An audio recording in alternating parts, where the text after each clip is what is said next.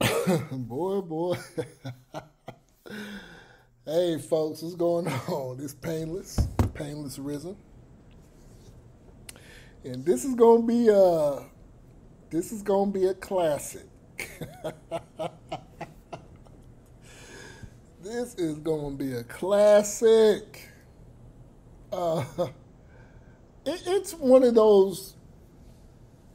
This is one of those stories that let me get situated. This is one of them stories that is off the beaten path.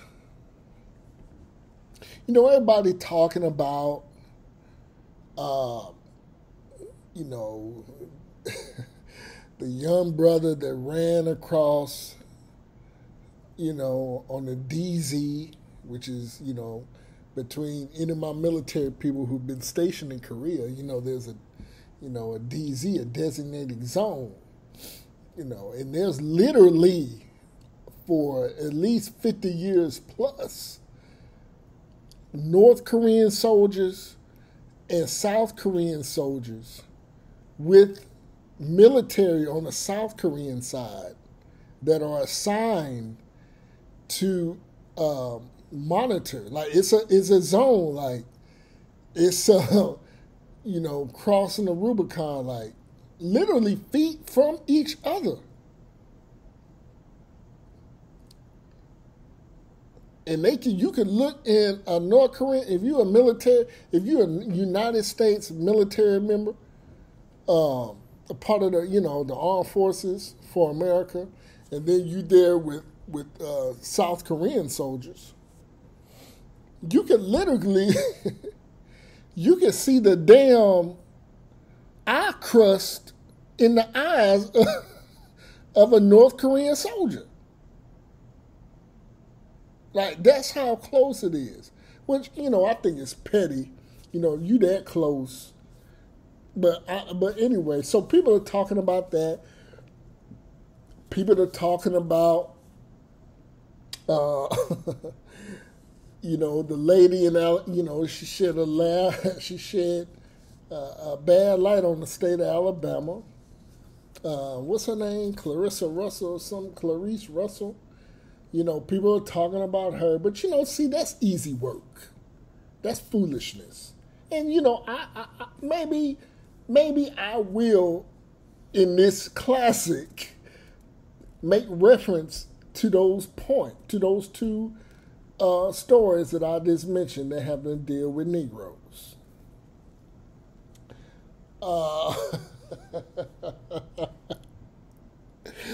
Do you remember people who've been rocking with me for years, damn near a decade? I've said this, that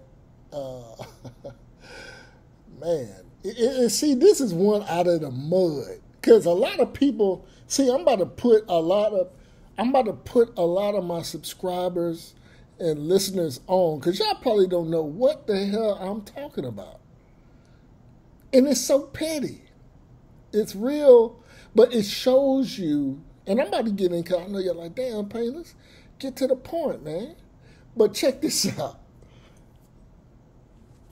I know it's real, people, this demonstrates the world that we live in. And I purposefully say world, not America.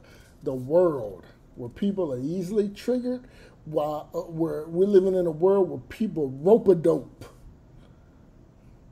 We're living in a rope-a-dope finesse world. Damn, Painless. Damn, brother, you talking about boxing? Well, Cassius Clay, a.k.a. Muhammad Ali, one of the best fighters, accomplished fighters in the world, he used to do this thing called the rope-a-dope. And the rope-a-dope was he would peel back in a corner, as if some people call it possuming. You playing possum. And he would peel back as if he was weak, as if he was gassed. And then, naturally a fighter would come in there and get to, try to get on them. And what Muhammad Ali was do, he was spring to life. And get to bobbing and weaving and, just that's was, he would bob and weave and play coy and play weak, and then he used that to his advantage. And that's exactly what people do. We're living in a society, folks, in a global society where people play dumb to get at an advantage. Like, people are really smart, but they play dumb. Because that's what the powers of be, that's the marching orders. When you can go out, and cause mischief and protest, riot, really not protest, riot, during a time where, government said, hey, there's orders to stay inside because we're in a global what. And you choose to go out there. You break those rules. You break those edicts. And you go out there and do it anyway. And then receive $9,000 apiece. That should tell you what world we're living in, folks. To be good, many of you have heard me talk about Bizarro Land. And I've been speaking on this well before 19. I said, we're living in Bizarro Land. Remember Bizarro? The Superman character? Well, in Bizarro's universe, left was right, up was down, good was bad. That's what the hell we living in, folks. And I've been saying this well before. But it's magnified now. Only in this type of society, global society, where you can break rules, blatant rules. See, let me tell you something. Back in the day, the elite broke rules. The elite still break rules. If you was a small fry little guy and you broke rules, you really didn't hear about it. But we're living in a society where governments have kowtowed to average moles, to average folk. That's what we in. People who don't have nothing going on. We're living in a place to where if somebody steals some shit from your house, and I've said this, and I'm gonna get to this whole this situation with this song, but this hold what you got, hold up. We're living in I said when I lived in Hawaii, if somebody broke in your house, they damn near had to be gutting your ass to death before you can use your weapon. And then if you use the weapon, they gonna ask you if why do you have a weapon? Why is it registered? They're gonna try to drug test you. This when you're you at the job, certain jobs, and you get in an accident and the first bump your safety, they gonna give you a urinalysis to thwart any type of liability. But it's magnified now, folks. I tell you, we're living. That's why I say be careful. Be careful, because the age of finesse and rope-a-dope, where people doing the same stuff, people are doing janky ass stuff. And then when you get caught, you got legislators out here sleeping with boys, transgenders, and stuff like that, but still voting against transgenders' rights. And then not only are when they're cornered, then you got some that perpetuate this pestilence. That's what we're living really in a Roman type era where, Rome was around for hundreds of years. America's not that old. And to think that we, hey, I look at it for what it is. But you know what? Yeah, we're living in that. The age of finesse, the age of rope-a-dope, playing dumb, playing smart. And not only, to summarize this, to summarize what I just said before I delve into this, the point of this video, politicians are supporting this. Whereas before, the rich and elite have always been able to finagle and get through this stuff. But now the little guy, he's got some clout, she's got some clout, and the government is supporting it. And if you don't know what I was talking about, the $9,000 a piece for those rioters that were breaking the law, I'm talking about those people that were rioting in the city of New York City. In the city of New York City, the government of New York City granted a $13 million settlement. And when it all said and done, those people who were arrested, it comes out to $9,000. These people, but see, this is the thing. Those people who got those $9,000, it sucks, but they're not going to do shit with it. That $9,000 will be gone. So, I think that government knows that. But nevertheless, you're rewarding illegal behavior with a prize or an award. But anyway, to this song, I looked at the video.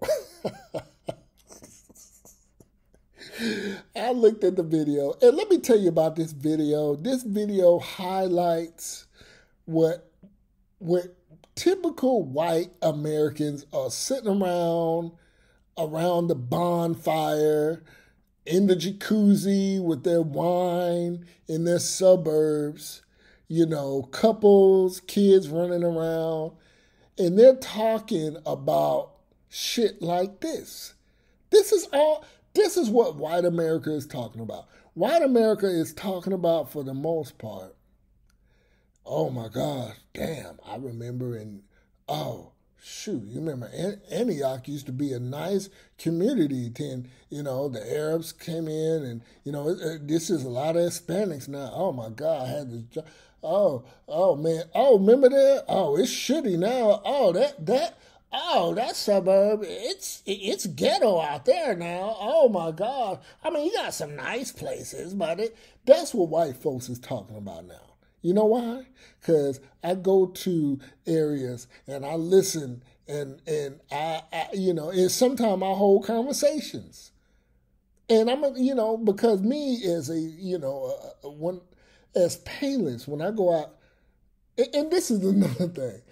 When you're a black man with a little bit of size and you carry yourself in a certain way, white people are attracted to you. They're like, oh, hey, how's it going? And, usually, and I'm not saying it's like I'm the shit or nothing.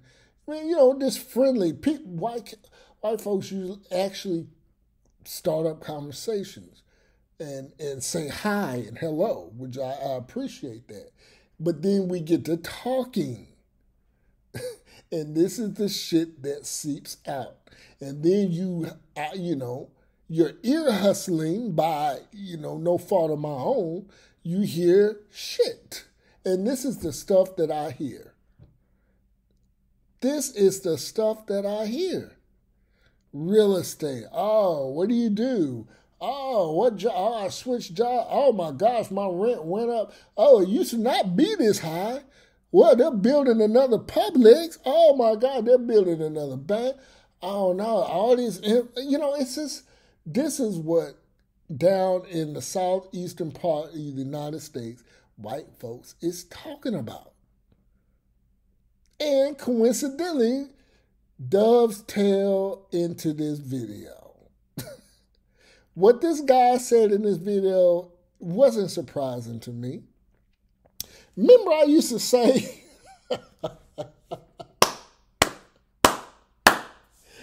remember when I used to say, I used to paint this picture? I used to say, imagine this. I'm Jimmy. I got my wife. I got, this, I'm painting a picture now. Okay, follow me. Jimmy, I got, I'm married, got a wife, I got 2 kids. Shit, I got a job at, I don't know, Pet Boys. I'm a service advisor or some shit. I'm working a job. My wife, she's, I don't know, she's a school teacher. She's a 3rd grade school teacher. Whatever said, preferred area, county, let's say you in the South, she's a 3rd grade school teacher. And we've been busting our ass. We've been busting our behind because we want to buy a home. So we say, hey, this is a preferred, quote unquote, preferred area. Follow me now. I want you to, hence the word preferred in quotes. We found the house that we want. We done saved up enough money. Okay? We done saved about $35,000 to buy a home in this preferred, quote unquote, preferred area. And so it happens that my wife is teaching in this school district or in this, this area, in this county. So we're living there. We got the home. Everything's great. We're doing this. About a year later,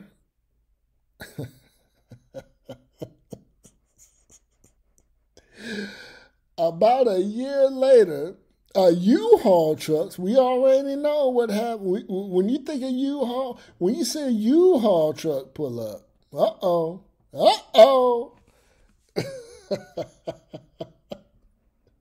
Right next door to us.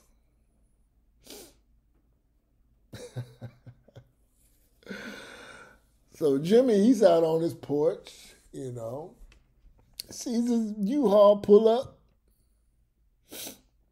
He sees about 4 African-American males jump out. Ranges from maybe 12 to 19, Some of y'all know where I'm going. Some of y'all know exactly where I'm going, especially that live in the South. And you're like, okay, damn. And you see some little kids. You see a African American female instructing those African American young men. And now that damn slide and walk down comes out of the side at the bottom of that thing, and they start moving in. And they're moving in, it's stuff all over the place. They're making a lot of noise and all this stuff. But let me get to it. The story I used to tell was like this, and I'm kind of drawing it out. But basically, she ain't paying a goddamn thing. She's paying maybe $218 to live next to you. You save $35,000. And do you follow what I'm saying? Do you understand what I'm saying? And that's the world we living in, folks. Where you to bust your ass, you look like a fool. To do work, honorable work in this day, you look dumb. You look dumb. With hence the age of rope-a-dope and finesse. They honor, and if some of y'all choose to go listen to that song, talk about boys raised right, and basically, and I neglected to kind of give you a summarization of that song. Basically, he was saying all that bullshit y'all pulling up, because the guy is from Macon, Georgia, and I bring up Macon, Georgia. Go to gunmemorial.org and look at all the deaths in the city of Macon, Georgia. This Caucasian man, if you look at gunmemorial.org for Macon, you would think there were no white people there. So when I found out he was from, I found out Otis Redding was from Macon, Georgia. I do my little 5-10 minute scrub or store before I start, bumping my gums to make sure I kind of know what I'm talking about. But yeah, you go on gunmemorial.org, and he's basically saying like, look, all that shit y'all do in Atlanta and all that, don't do that. We ain't playing that in these small towns. But you know what the irony is? Yes, white man, you are doing it. You are allowing that shit in y'all small towns. And what we're going through now, you have a lot of frustrated Caucasian people in these southern states. But I tell you one thing, money talks and laws, it's becoming a clash where governments are involved with the aid of foolishness. Now, they took this man, so I can give a damn. I don't watch country music television. I don't give a shit about that. I don't necessarily give a shit about this damn song. But what it does, it shows where we're at, folks. To where somebody saw this song, and it wasn't no white folk, it wasn't no black folks that said, hey, take this down. It was some disingenuous Caucasian liberals, and I've done umpteen billion videos about them. Again, people who have been rocking with me know this to be true. These are the same, and I talked about you black folks on that Democratic train. These are the same ones, Black Lives Matter, Pride, oh my gosh, we're one. But those are the same ones that sit in their little enclaves and talk stuff about you. They're the same ones to where some stuff popped off and they was on a jury pool, all that BLM shit would go out the window. And I've been saying this. I've been saying this, man. I've been saying it. So for somebody to find, and like I said, it's only Caucasians that did this shit. Because a lot of this stuff goes over black folks' heads. Like, what are they talking about? Small town, this ain't shit in. But these Caucasians, they know. I thought it was funny because, again, like I said in the beginning portions of this video, I've listened to Caucasian conversations.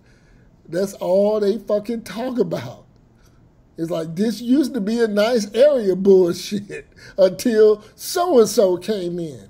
That's what's being talked about. In town square, you know what I'm saying? At the DMV, you know? at the school board meetings, all that is talking about is, oh, this used to be a nice area, but you know, the so-and-so's moved in, and you know, they built. That's what the fuck is going on, man.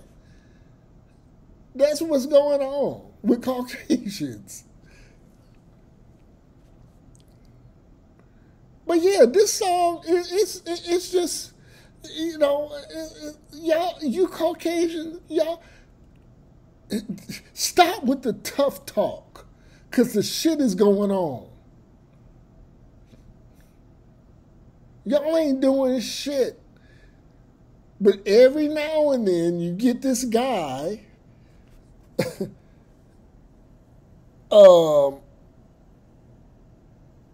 Jason Aldean, talking this tough shit. Look, Macon is a freaking mini Atlanta.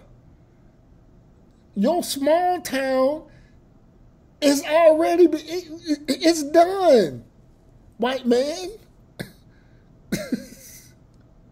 But this is just a cry for help. See, a lot of white folk, especially a lot of white men, they're always having these kicking the can conversations, but they ain't doing shit. They ain't doing a damn thing. Especially down south, the average white man now, he's not fucking working out. If he's not a cop or a father, he's not working out. It's go Bulldogs, pass me another Miller Lite, you know, pass me, you know. That's why I Roll Tide, you know, Dew Tigers, you know. That's what your average white man in the South is about. And I say the South because that's where the ground zero for all this bull jive is going on. All these, like Atlanta, everybody, you know, like the Section 8, pushing out. Even where I live at, outside of Nashville, you see, like, black folks are following white folks. Black folks have always followed white folks. But these white folks ain't doing shit. Y'all ain't dropping the hammer. Y'all not dropping the hammer on these people that's moving out here via Section 8 vouchers and living next to Jim, who I described earlier in this video. Y'all ain't doing shit.